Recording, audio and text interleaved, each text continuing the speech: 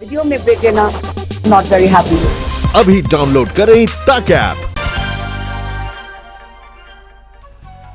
चीन को लेकर सरहद पर तनातनी है तो वहीं देश की राजनीति में आर पार की जंग छिड़ी हुई है। अमित शाह ने चीन के मुद्दे पर कांग्रेस को संसद में बहस की सीधी चुनौती दी है तो वहीं कांग्रेस के तेवर भी कम आक्रामक नहीं है। कांग्रेस सीधे प्रधानमंत्री नरेंद्र मोदी को घेर रही है और ये कह रही है कि चीन के मसले पर सरकार सच नहीं बोल रही। न वहां कोई हमारी सीमा में घुस आया है, न ही कोई घुसा हुआ है, न ही हमारी कोई पोस्ट किसी दूसरे के कब्जे में है। एक और प्रधानमंत्री नरेंद्र मोदी हैं जो लगातार चीन की घुसपैठ के आरोपों को नकार रहे हैं, तो वहीं कांग्रेस तमाम रिपोर्ट का हवाला देकर पीएम के दावे को खारिज करने पर तुली है। राहुल गांधी लगभग हर रोज सवाल उठा रहे हैं। राजस्थान के मुख्यमंत्री अशोक गहलोत ने सीधे पीएम पर चढ़ाई की और आरोप लगाया कि उनके घुसपैठ नकारने पर चीन ताली बजा रहा है। ऐसे में पीएम बिना देर किए बयान वापस ले। विपक्षी पार्टी मीटिंग के दौरान उन्होंने कह दिया कि चाइना हमारी जमीन पे आया ही नहीं है, ना हमारी कोई चौकी पे कब्जा है।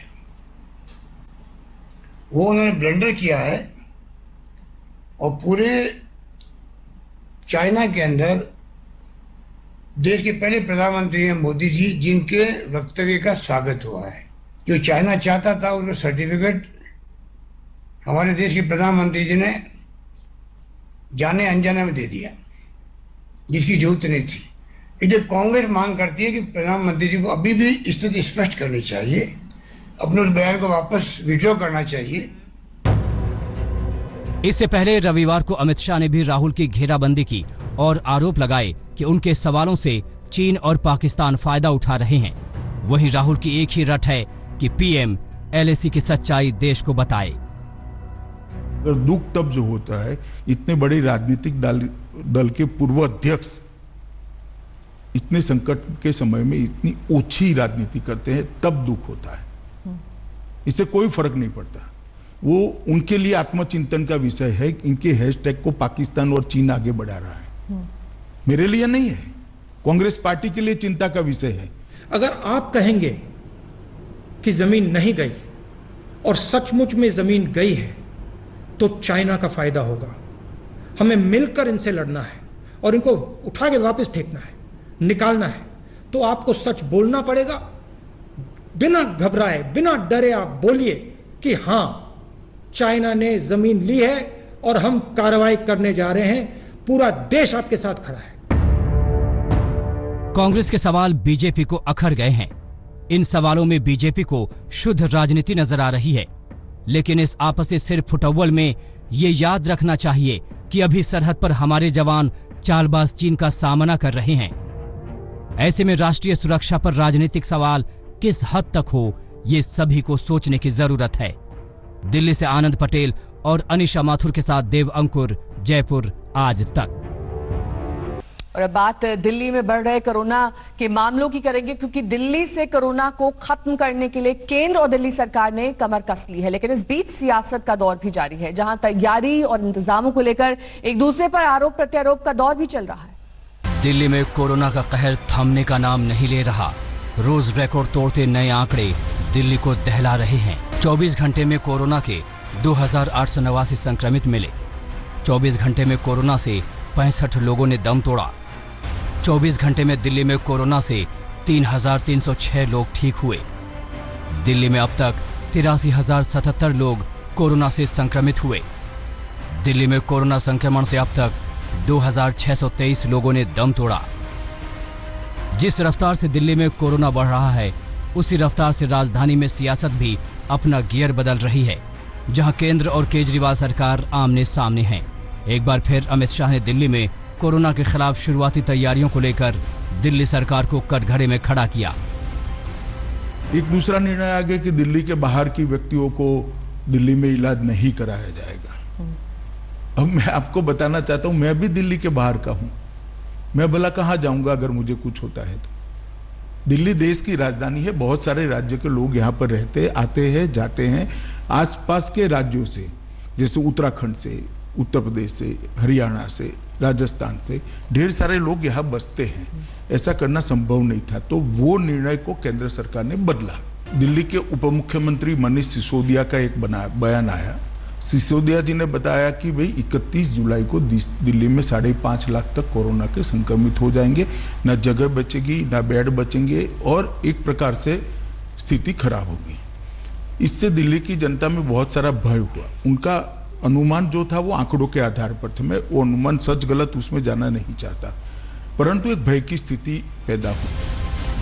अमित शाह के इन आरोपों ने दिल्ली की सियासत को गर्म कर दिया। आम आदमी पार्टी ने केंद्र सरकार की मदद को लेकर सवाल खड़े किए। वहीं इस जंग में कांग्रेस भी उतर आई।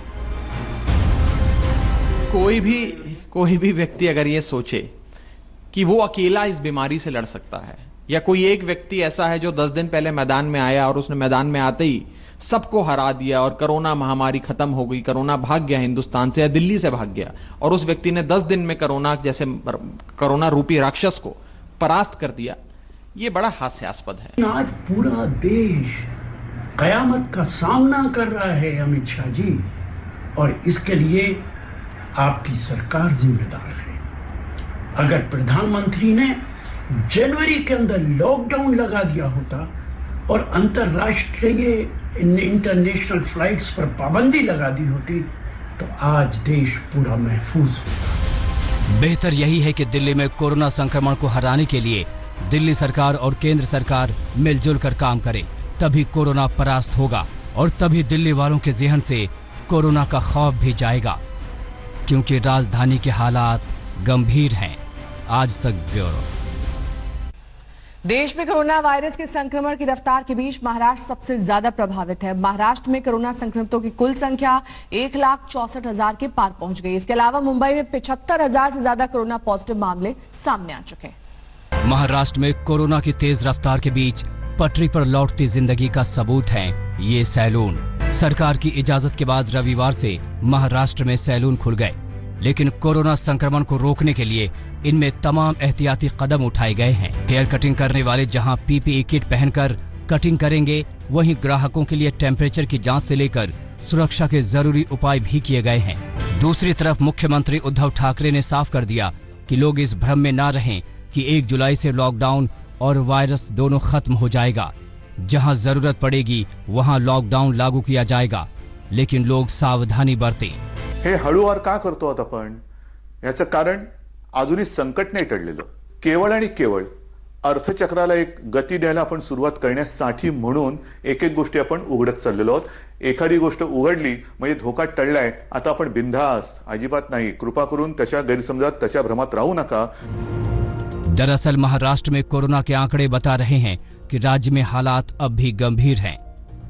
24 घंटे में महाराष्ट्र में कोरोना के 5,493 नए मामले सामने आए हैं। बीते 24 घंटे में सूबे में 156 लोग अपनी जान गंवा चुके हैं। महाराष्ट्र में कोरोना से मरने वालों का आंकड़ा 7,429 हो गया है। कुल मिलाकर राज्य में कोरोना के 1,64,626 केस हैं, जिनमें से 70,607 केस एक्टिव हैं। अच्छी बात यह है कि 86,575 मरीज डिस्चार्ज किए जा चुके हैं।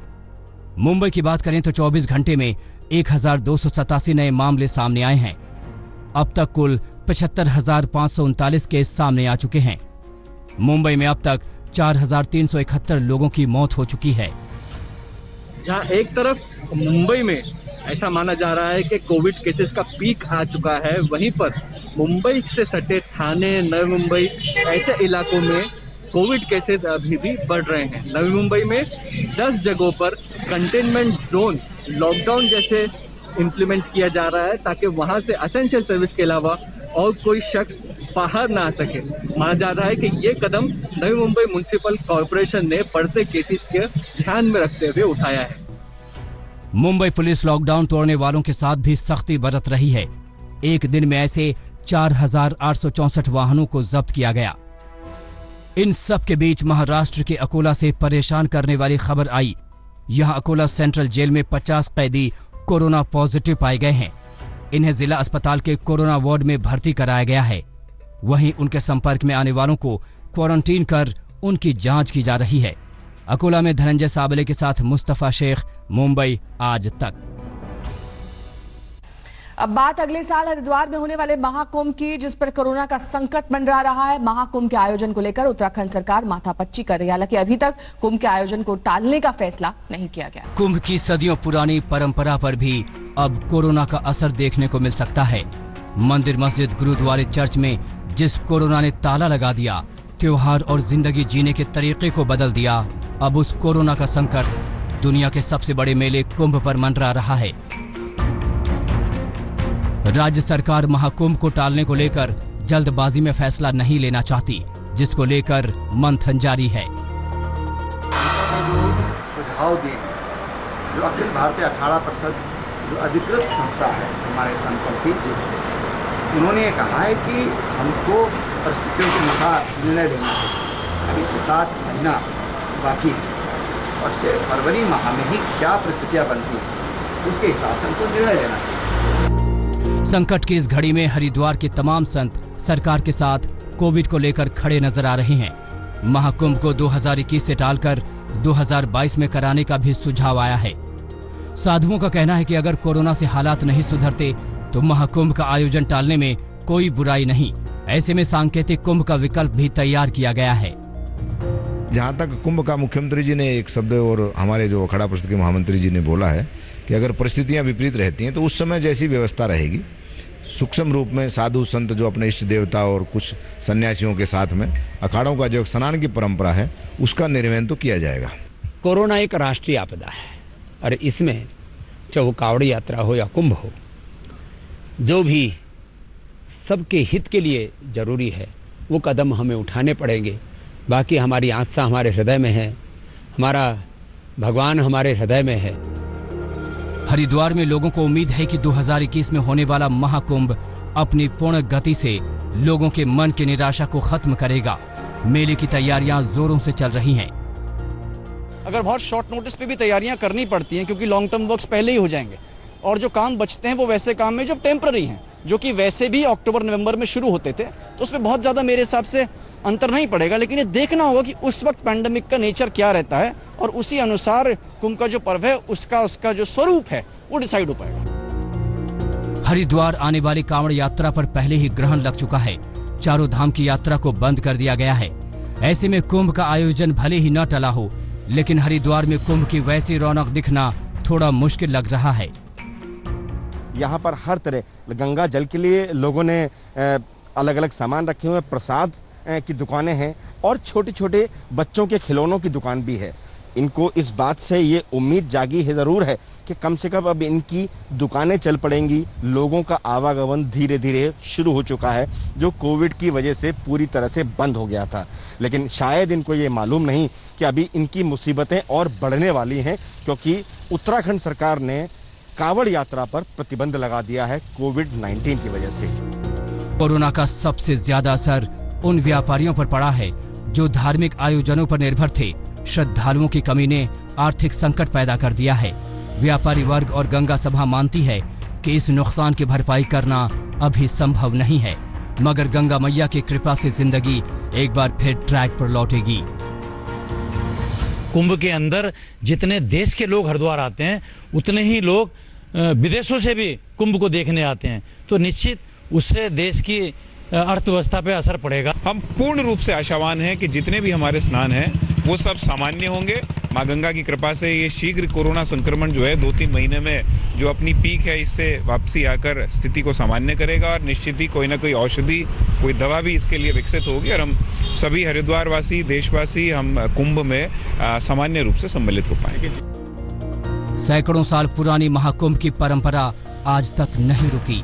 बड़ी बड़ी विपदाओं के बीच आस्था का महाकुंभ जारी रहा, लेकिन इस बार हालात काफी जुदा हैं। दिलीप सिंह राठौर, हरिद्वार आज तक।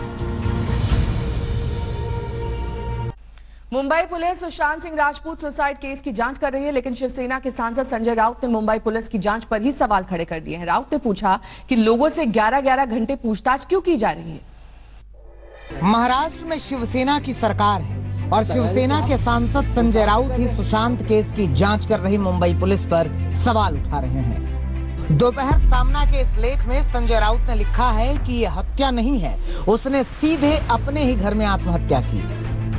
इसके बाद संजय राउत ने पूछा कि फिर महिलाओं और इंडस्ट्री के लोगों से 11-11 घंटे पूछताछ की जा रही है, ये किस लिए? संजय राउत ने सुशांत की यशराज फिल्म्स के साथ हुए करार की जांच पर भी सवाल उठाए। राउत ने पूछा, इस करार से कौन सा सूत्र हाथ लगेगा? दोपहर सामना की संपादक सीएम उद्धव ठाकरे की पत्नी रश्मि ठाकरे हैं और लेख एक शिवसेना के सांसद का है। ऐसे में बीजेपी ने जांच को प्रभावित करने का आरोप लगा दिया। जब मुख्यमंत्री के घर का अखबार इस प्रकार से मुंबई पुलिस के काम पर संशय जताएगा, उन पर दबाव बनाएगा कि क्यों आप पूछताछ कर रहे हो, तो ये तो सीधा सीधा उनको संदेश है कि इस मामले को रफा दफा कर दीजिए, कोई पूछताछ करने की आवश्यकता नहीं है। झारखंड के गोड्डा से बीजेपी के सांसद निशिकांत दुबे केंद्र की ओर से एसआईटी गठित किए जाने की मांग कर चुके हैं, जिसमें सीबीआई, ईडी, इनकम टैक्स और एनआईए को शामिल किए जाने की मांग की गई है। मुंबई पुलिस इसकी जांच नहीं कर सकती। जो फिल्म इंडस्ट्री में तत्व हावी हैं, उनको जांच करने में मुंबई पुलिस उतनी इक्विप्ड नहीं है। मान लीजिए कि विदेश में हवाला के जरिए पैसा गया, तो वो पीएमएलए का केस है, तो पीएमएलए का केस जो है इस देश में केवल एक ईडी ही जांच करती है। इस बीच एक्टर नाना पाटेकर पटना में सुशांत के घर वालों से मिलने पहुंचे। नाना ने केस से जुड़े मीडिया के तमाम सवालों को टाल दिया। कुछ नहीं, उनके पिताजी से मिला और मैं क्या कर सकता, बस पिताजी से मिला उनको। पुलिस के मुताबिक वो सुशांत सुसाइड केस की जांच हर एंगल से कर रही है। अब तक उसने 27 लोगों के बयान दर्ज कर लिए हैं। मुंबई से विद्या के साथ सुजीत कुमार झा, पटना, आज तक। नमस्कार, मैं हूं अंजना ओम कश्यप। हमें उम्मीद है ये वीडियो आपको पसंद आया होगा। लेटेस्ट खबरों के लिए यूं ही देखते रहिए आज तक, और इस वीडियो के पसंद आने पर लाइक, शेयर एंड सब्सक्राइब करना ना भूलें।